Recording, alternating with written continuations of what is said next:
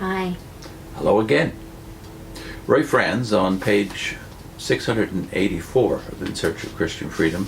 He has been discussing the forms of the congregations in the first century, and he subheaded the last portion, a dynamic arrangement, not a static one. Now the new subhead is emphasis on service and function, not office and position. A final factor that needs consideration is that the various designations of shepherd, teacher, evangelizer, and so forth describe services to be rendered, work to be done on behalf of the Christian community, not offices in the sense of institutional positions in a structured arrangement. As we have seen, the apostle does mention apostles, prophets, teachers in his comparison of the Christian community with the human body. But previous thereto, he describes the spiritual gifts that enable all, each and every one of the members, hence including the apostles, prophets, and teachers, to care mutually for one another.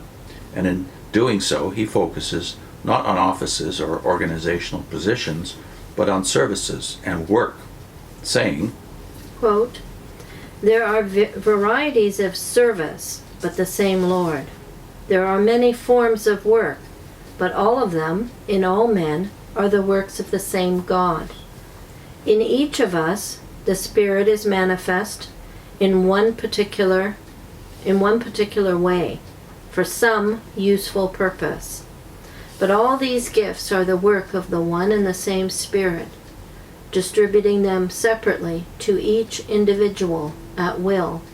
And that was a quote from 1 Corinthians chapter 12, verses 5 to 11 and 28 from the New English Bible. The Apostle Paul demonstrates the emphasis on the service or activity performed rather than an office, by sometimes using simply a verb form rather than a noun.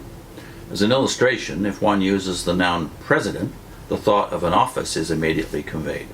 If instead the verb form presiding is used, the thought goes to the action and not to an office or position. In verse 28 of the section of Paul's letter to the Corinthians, from which the previous quotation comes, along with such nouns as apostles, teachers, prophets, the apostle also lists some verbal participles, literally helping and giving of direction. Some translations convert these verb forms into nouns, such as helpers and administrators, that's the Revised Standard Version, helpers, good leaders, the Jerusalem Bible, helpers, counselors, Phillips, assistants, administrators, that's the New American Bible, and other translations, recognizing clearly that what is described are not official positions, but functions and services, render the expressions as forms of assistance, forms of leadership, that's New Revised Standard Version, or assistance in administration, and that's the New American Bible Revised Edition. Those who have ability to help others or power to guide them, that being the New English Bible. As scholar Robert Banks states, quote, "They, the two Greek participial forms, I think that's participial, okay, which is a Greek term I'm not familiar with. Okay, forms simply mean the rendering of assistance and the giving of direction in a less personalized way. Helpful deeds and practical initiatives are about as close as one can get. Once again, these terms are not technical in character. Certainly no official positions in the church are in view. Their application to functions rather than the persons engaged in them. Their ranking so far down the list of gifts, and perhaps their occurrence only here in the New Testament, all support this." And he's quoting from Paul's idea of community, so he's referred to Robert Banks' book before. In the New International Dictionary of New Testament Theology, Volume 1, page 197, we find this related comment. The present writer, who by the way is Lothar Konen, the editor of the German section of the theological dictionary he's referring to here, Lothar Konen says the present writer believes that there was as yet no institutionalized or precisely differentiated offices in the church known to Paul. This is confirmed by the list of gifts in Romans 12 verse 8, where forgive my Greek, where the prohistomenos, giving direction or caring for, is characterized by spud or spuda, that is zeal. The prohistomenos is here listed alongside the didaskon, that is he who teaches, the parakalon, he who exhorts, the elion, he who does acts of mercy. All these words are participles, which suggest an activity rather than an office.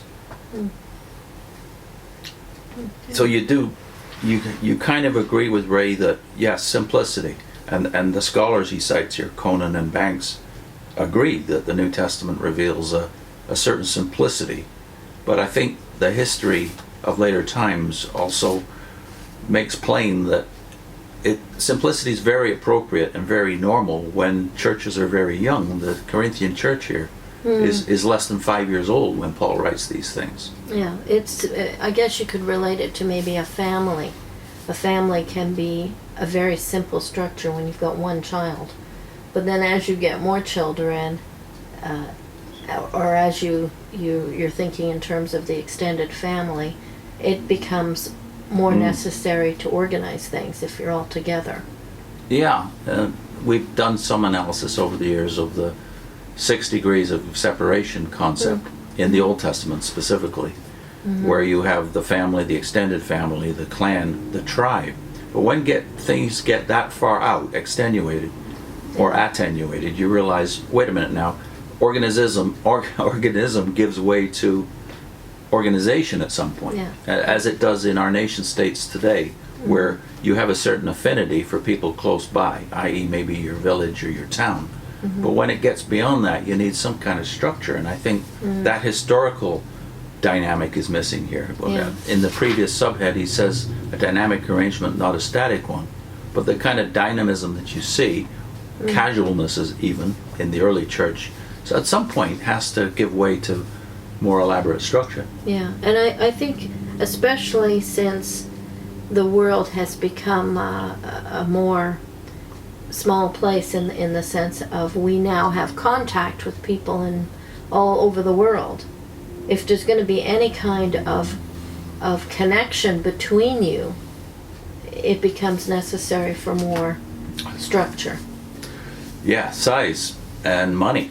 So the very book that Ray is citing here, this being the first volume of 3 with an index, volume 4, the New International Dictionary of New Testament Theology, these books just don't get published unless you have Some publishing concerns organizing. or seminaries and churches big enough to finance them. Yes. So I would say one thing that not just Jehovah's Witnesses are prone to, but a lot of fundamentalist Christians or conservative Christians of different stripes, and that is they tend to equate non-biblical, i.e. later developments in the church, non-biblical developments, with unbiblical, and unbiblical with anti-biblical. So can we assume that because something's not in the Bible, it shouldn't be? That it's in some way unchristian or unfaithful to God? Yeah, some extended to commentaries. So here you've got the Spirit talks to or teaches the church, and do you want to be prevented from that benefit? You do have a Bible. That didn't come from you. By the way, the article here that he's citing is the article Bishop by Conan in this very dictionary I just showed. Yeah. And that here's a man in a traditional setting in presumably Lutheran or Reformed churches in Europe, because he's German speaking. They believe in intimacy, yes they do, but they also believe that at some point realism has to take over and you need things beyond. So the word bishop, for instance, the word bishop develops through the history of the church. Does that make the church unfaithful, or is it a natural development? And I must admit, I'm not as decided on this as Ray Franz tends to be, that it's just a bad development. Yeah. Well, I just think of all the things that you reap benefits from because it's gone further. You know, we're able to read the best of the best teachers. You know, past centuries didn't have that. They weren't able to listen to to the preaching and the sermons of elders from a different generation and gain their benefit. I think we all know there's certain advantages to living in nation states, but there are disadvantages, and I think the same goes for larger or smaller churches. There are great advantages to intimacy, and there are also great advantages to size and monetary oomph. Fortunately, we can have both. Yeah, we can. I wanted to link to Oscar Coleman's discussion of diversity, that is unity in diversity.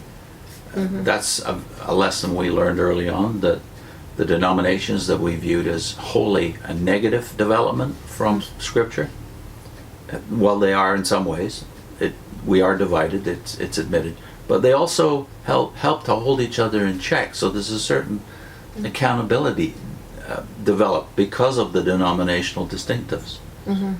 Yes, it was nasty at first in many cases, but it developed into something I think reasonably healthy, i.e. checks and balances in church that have benefited all of us in some sense up until today. So Oscar Coleman is on your screen, and next time he develops further this idea that the Greek words from which we get some of the later offices of the church build in or allow for a fairly wide variety of meanings. Next time.